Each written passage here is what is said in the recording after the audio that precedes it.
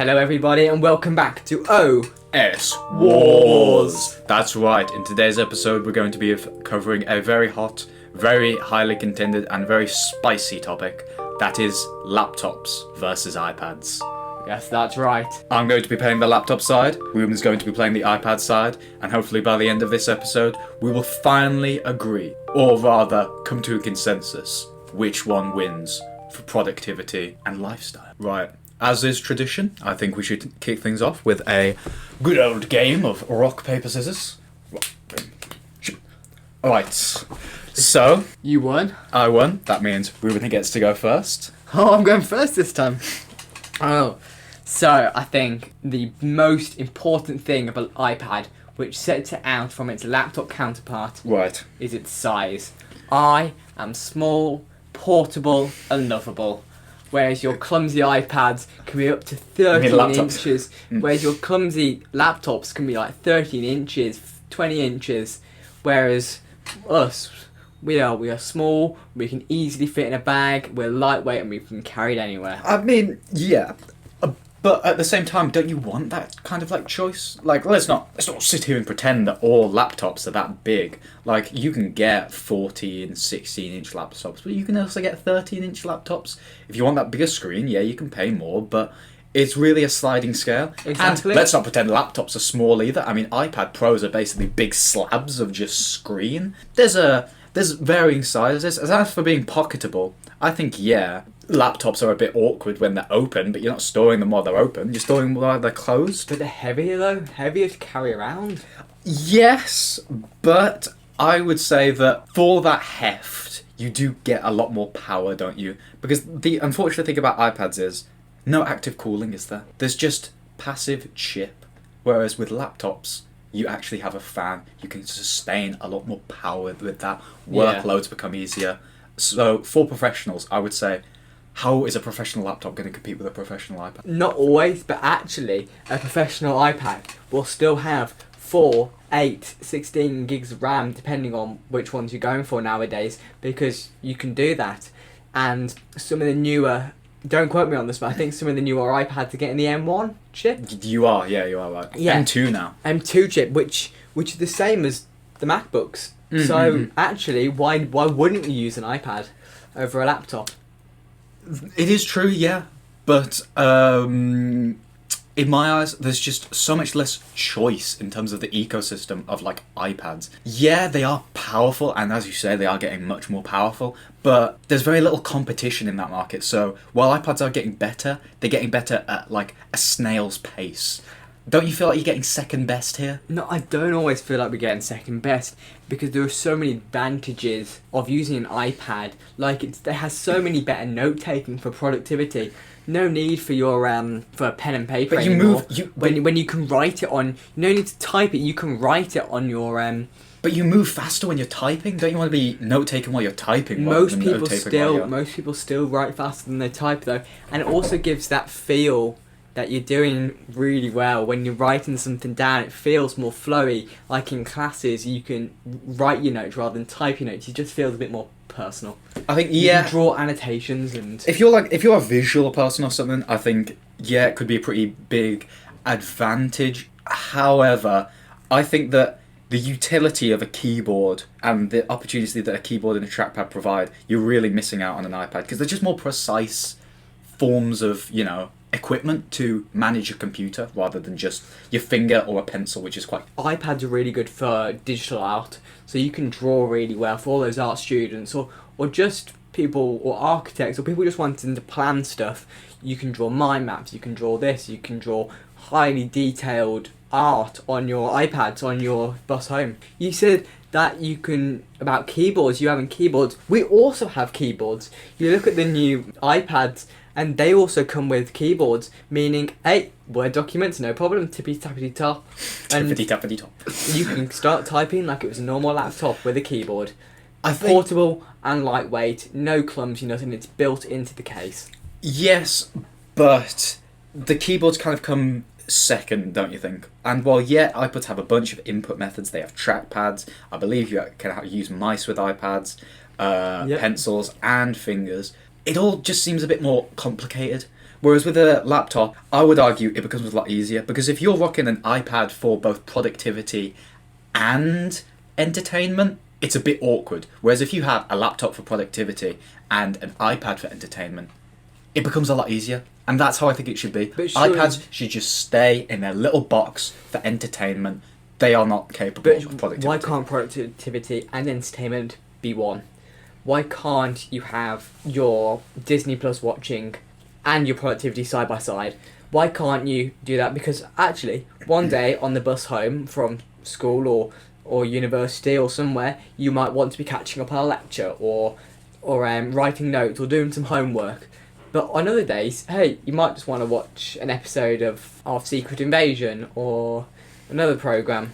I think it's really a matter of design. The way laptops are designed, they're designed to be a lot more professional and They're too for big. this. They're too big to be carrying But you around can- and watching. But the you can, productivity, 'cause but you you're not can, gonna you sit can get around. different laptops of different sizes. There's so much more choice in But that you regard. can do that with an iPad though. You can get different iPads for different things. There's like 3 iPads that you can possibly get, and they're all horrendously expensive. And another point, you can't repair any of them. With laptops, it's very easy to swap out the screen, swap out the battery. Whereas with iPads, incredibly difficult. Even with MacBooks, they're not too easy to repair, but there are guides and tutorials out there to repair a MacBook. But that's where the price comes in. I definitely feel you get more bang for your buck in an iPad because yes, it's cheaper, yet you're almost getting all the same functionalities a laptop has, and usually iPads don't break that often. I don't feel. Okay, your screen might crack, but that's not a fault on Apple's half. That's a fault on your half for not having a good case. Well, yes. It's not like your hardware's going to fail. Like we've still got that 2002 iPad in there, and it works fine. Well, yeah. I mean, Safari might not anymore because it's gone slow, but it still runs. Yeah, however, I think it's inevitable that customers are going to drop, they're going to bruise, they're going to, damage your equipment, and I think in that regard, repairability should really be a priority for these. Which brings me to another point. Do you think that, as an iPad enthusiast, that more competition in the iPad world from specifically Android tablets, do you think that is a good thing? Do you think that spurs innovation, or do you see that as competition? I definitely see it as competition, but with all competition, it will spur innovation.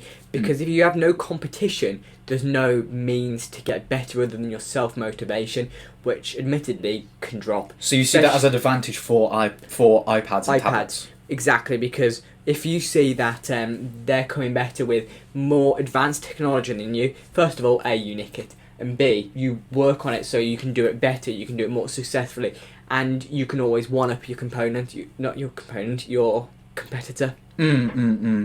However, I feel like we do also need to talk about the software. First, let's talk about the OSs themselves. iPad OS and Windows, Mac, Linux. 2 very different things. Yeah.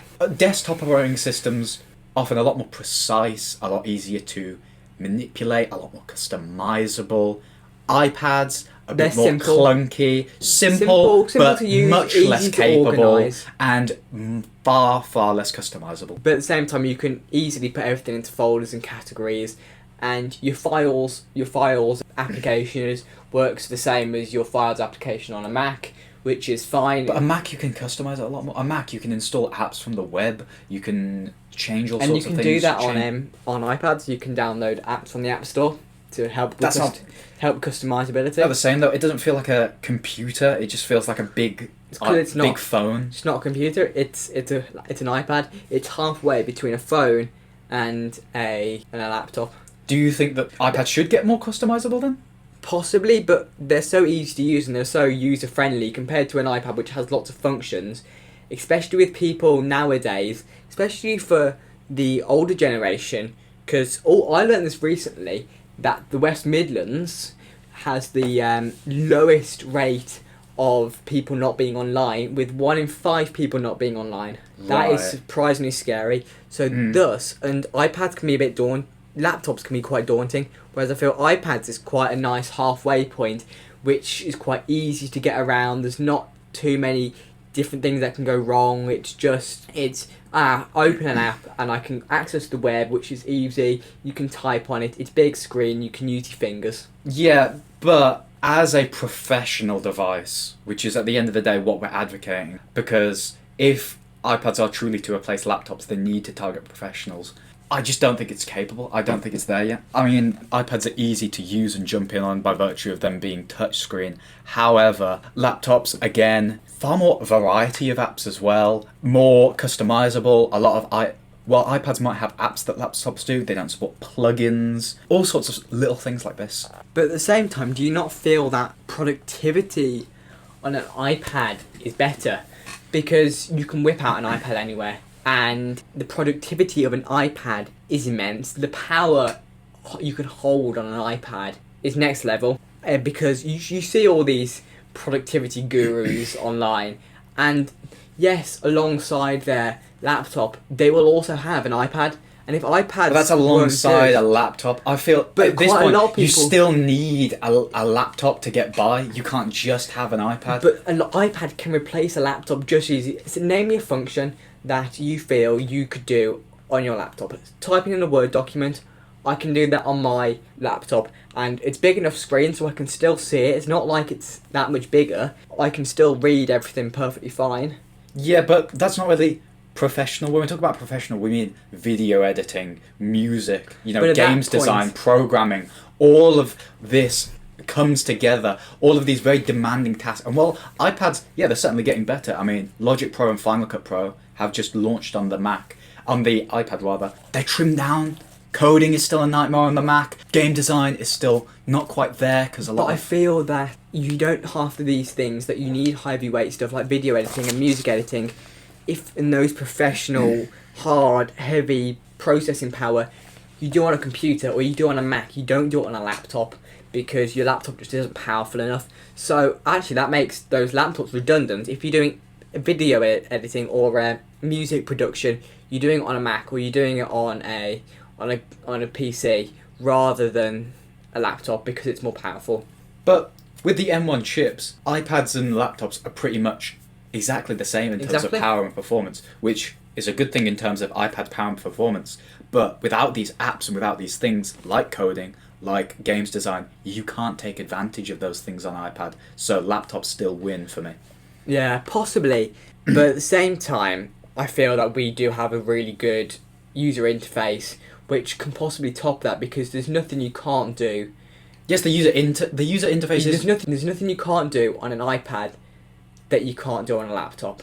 But there are more features on an iPad than on a laptop. So my cameras are better on an iPad than on your laptop. Yeah, I mean... So I know you're not taking photos, but all those Zoom calls or those Teams meetings, hey, I want a cracking 4K video kind of quality of my face, not some next level like 720 kind of... But if you need all that, why wouldn't you just buy an external device? Because you have an iPad to do it all for you. A lot of the laptop's shortcomings can be improved with external equipment. Like, yeah, iPads have more powerful cameras, but if you want a powerful camera, just buy a camera. Don't bother, nobody buys a laptop or an iPad or an iPhone for the cameras alone, do they? But it's another benefit. Nobody buys a laptop. It's active cooling, but again, it's more beneficial for those demanding tasks, which anyway you just use on your big powerful computer. So how do you see it then? Do you think that most people should have an iPad as their main portable device, however, continue to use a big powerful desktop at home? Yes, I feel that's very much, especially if you're on a budget and can't afford two different devices. Actually, if you can afford more devices, go for it. Have a laptop, have an iPad, have a phone, and possibly if you really need it, have a big heavy computer. But if you can only afford like one thing, then an iPad's great. Just your iPad and your phone, perfect. They'll sync up together, they'll work nicely, they're big enough, they're portable, Well, if they're you have more an iPhone. affordable. Even if you don't have an iPhone, they're still one of the best options out there. I can see that, yeah. Especially if you're getting into technology as well. Again, you keep referencing about how they're really good for beginners, and I would agree that for beginners, they are a really good choice, especially for children. However, maybe for students, however, in the professional environment for businesses, do you not feel that laptops have an edge over iPads? I can see someone buying a laptop for their student and for their young children. However, can you really see like Dell or HP buying little iPads instead of laptops? That's where I find it quite funny, because my dad, who works in a professional environment, they don't have laptops, but they were all given iPad Pros, are they? I'm not quite sure. They're the top model iPads Yeah, with the that would be keyboards, then. and they all gave them those because you could get a laptop if you wanted, but we already had a Mac, so it was like, yes, we'll give you all an iPad, and everyone in his company does it, and it's great. And when he's around using his iPad, I see him all the time working on that, and he seems to be working fine on it. I suppose so, but And this is a big corporation. that we cannot disclose because we don't want to get doxxed. But don't you not feel that when you're using an iPad, you're kind of at the whims of Apple? Like with a PC laptop or a MacBook, that is, if something goes wrong, you can very easily fix it. Whereas with an iPad, if something breaks or goes wrong with the software, not the hardware, you basically have to take it back to Apple and repair it because of how closed things are. And that also affects the development. Like, But I do feel iPad's getting better depends on how much Apple develops it. And if Apple doesn't want to develop iPads, or they're developing stuff and improvements quite slowly, it really is just not. Yeah. I think a downside, even though I'm meant to be ploying my upsides here, but I think one of the only downsides I feel I can combat an iPad is some of its functions and apps are probably not there. Like, Partially because of Apple and their coding is doable on an iPad, and I have seen it being done before, and it's getting better. Apps for iPads are definitely getting better, as you said earlier, with Final Cut Pro and Logic Pro. All being put on there.